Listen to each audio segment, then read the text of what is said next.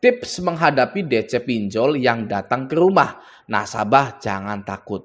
Oke ya, kenapa nasabah jangan takut? Karena setiap kali ada debt collector yang viral, pasti debt collectornya yang ditangkap, bukan nasabahnya. Silahkan Anda cari berita dimanapun, di YouTube, di Google, dimanapun, pasti banyak sekali berita debt collector itu entah digebugin, entah dihakimi warga, gitu ya, entah itu ditangkap polisi, gitu kan ya. Nasabahnya santai-santai saja, ya, aman-aman saja. Tapi debt kolektornya lah yang disoroti, yang kena pidana, gitu. Ya, jadi nasabah jangan takut, itu memang benar, gitu, benar adanya, karena ada alasannya seperti itu. Oke, nah langsung saja yang pertama, ya, tips menghadapi DC pinjol yang datang ke rumah. Oke, yang pertama, temui dan hadapi DC pinjol dan jangan takut. Oke, hadapi dan jangan pernah menghindar. Terima dengan baik DC yang datang dan melakukan penagihan sesuai prosedur penagihan yang terapkan oleh pemerintah dan OJK. Katakan dengan sejujurnya alasan mengapa Anda tidak bisa melunasi tagihan. Gitu ya. Jadi Anda wajib menemui atau menghadapi DC pinjol itu dan jangan takut gitu ya. Hadapi saja, jangan pernah menghindar. Oke. Nah, bagaimana caranya agar tidak takut ketika menghadapi DC lapangan? Ya, sayangnya jika Anda tidak ingin takut ya, Anda itu harus sekali atau 2 kali menemui DC lapangan. Ya, Anda wajib berpengalaman menemui DC lapangan. Ya, setelah ketiga kalinya Anda tidak akan takut lagi, apalagi orangnya sama, ya, atau DC-nya itu sama saja. DC-nya itu mau bawa teman 2-3 sama saja, biasa saja gitu. Ya oke ya. Nah, tapi ada lagi nih sebenarnya ya. Kalau di sini tips ini ya, temui dan hadapi DC pinjol gitu ya. Ada juga ya tips satu lagi, itu jangan pernah nemui DC pinjol. Karena kenapa? Jangan ditemui gitu kan ya. Karena kalau pinjol itu tidak ada jaminannya atau tidak ada agunannya. Beda dengan leasing dan bank. Gitu ya. Kalau leasing dan bank itu kan ada motornya, ya, bisa ditarik gitu kan. Kalau bank itu bisa disita rumahnya gitu. Nah, tapi kalau DC pinjol, DC lapangan pinjol ini sebenarnya sangat enak sekali. Tanpa perlu kita menemuinya, ya itu tidak masalah gitu. Karena tidak ada jaminannya. Gitu ya. Dan juga DC ini, DC lapangan dari pinjol, dari perusahaan fintech itu tidak bisa sama sekali merampas atau mengambil barang harta benda Anda di rumah. Gitu ya, sebagai jaminan agar hutang Anda lunas, itu tidak bisa, itu melanggar hukum jika ada DC yang mengambil barang-barang berharga di rumah Anda. Jadi sangat enak sekali sebenarnya galbay di pinjol itu, ya. Dari dulu sampai sekarang itu paling enak galbay di pinjol. Mau ada DC lapangannya, mau nggak ada, ya sebenarnya sama saja. Karena tidak ada jaminannya. Gitu. Ya oke ya. Jadi ini yang tips pertama ini cukup bagus juga gitu ya, untuk meningkatkan mental kita gitu. Tapi ada lagi ini satu plus gitu ya. Itu tidak perlu ditemui sama sekali DC lapangannya gitu ya. Nggak apa-apa gitu. Tidak ada aturannya. Sebenarnya tidak ada aturannya, tidak akan pernah ada aturannya seorang nasabah itu wajib menemui DC lapangan, itu tidak ada. Ya, kalau tidak ada aturannya berarti sah-sah saja.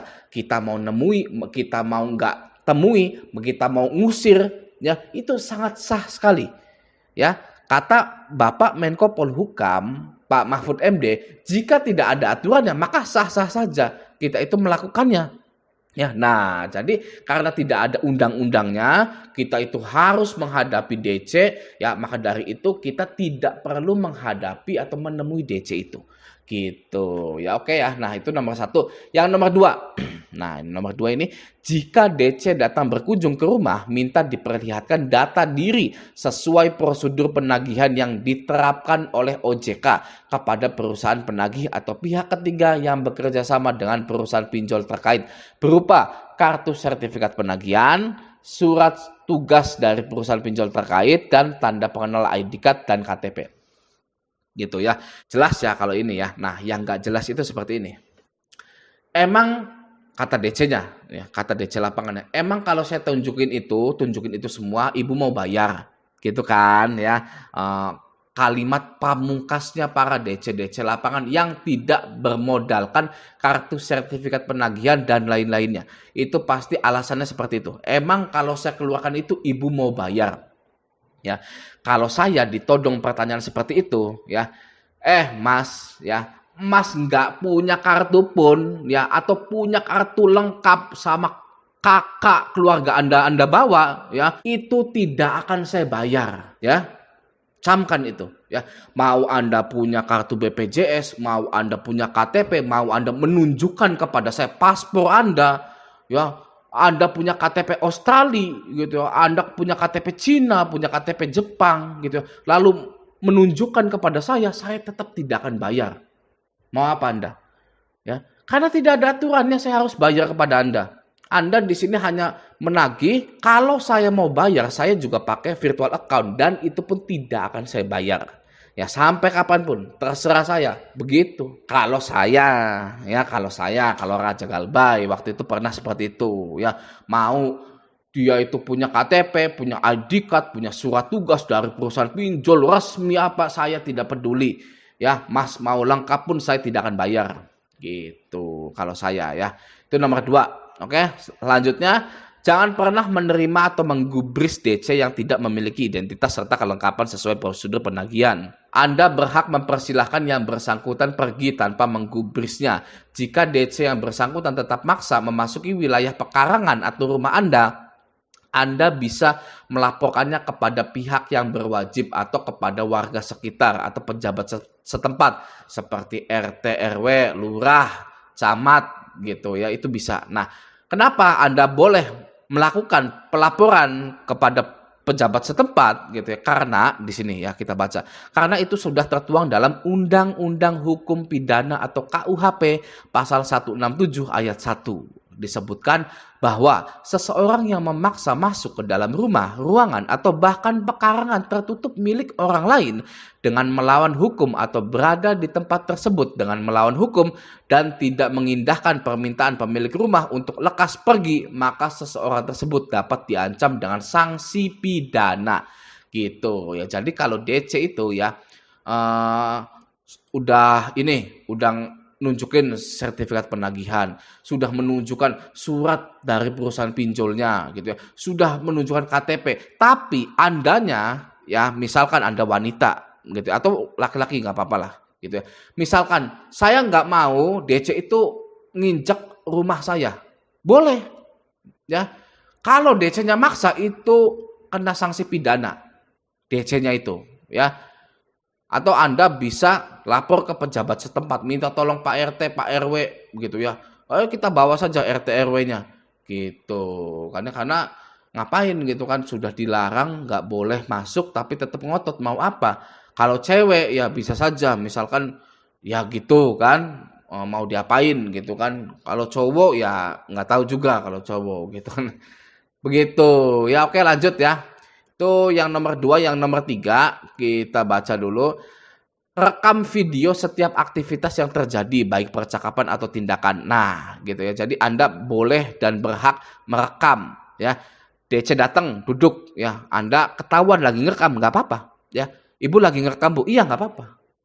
Gitu kan. Saya lagi ngerekam gitu. Takutnya terjadi apa-apa, saya punya bukti gitu. Nah, itu sebenarnya DC-nya juga udah ketakutan kalau seperti itu.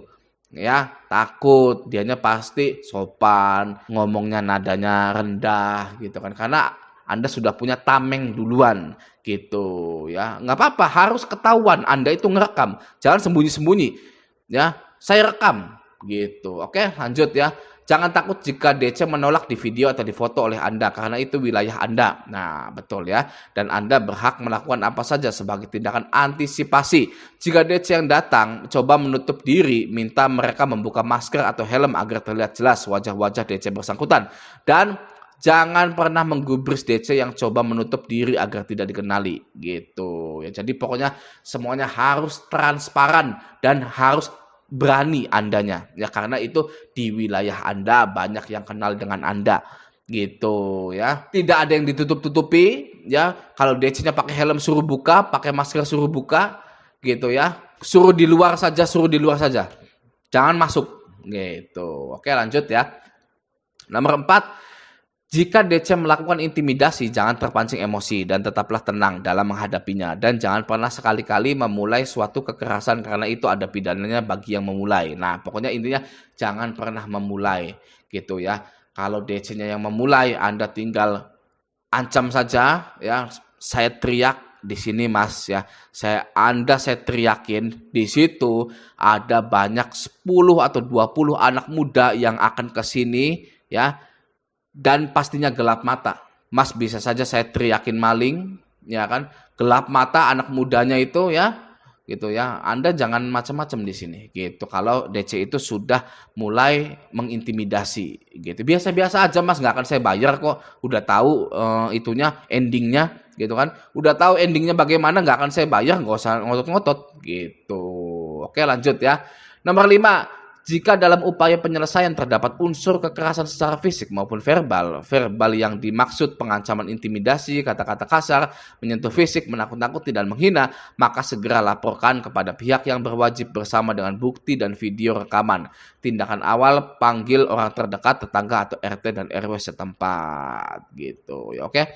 Lanjut, pelanggaran pasal 335 ayat 1 KUHP junto putusan Mahkamah Konstitusi nomor 1 sekian tahun 2013 yang menyatakan bahwa barang siapa secara melawan hukum memaksa orang lain supaya melakukan atau tidak melakukan atau membiarkan sesuatu dengan memakai kekerasan atau ancaman kekerasan baik terhadap orang itu sendiri maupun orang lain diancam dengan pidana penjara paling lama 1 tahun atau denda paling banyak Rp4.500.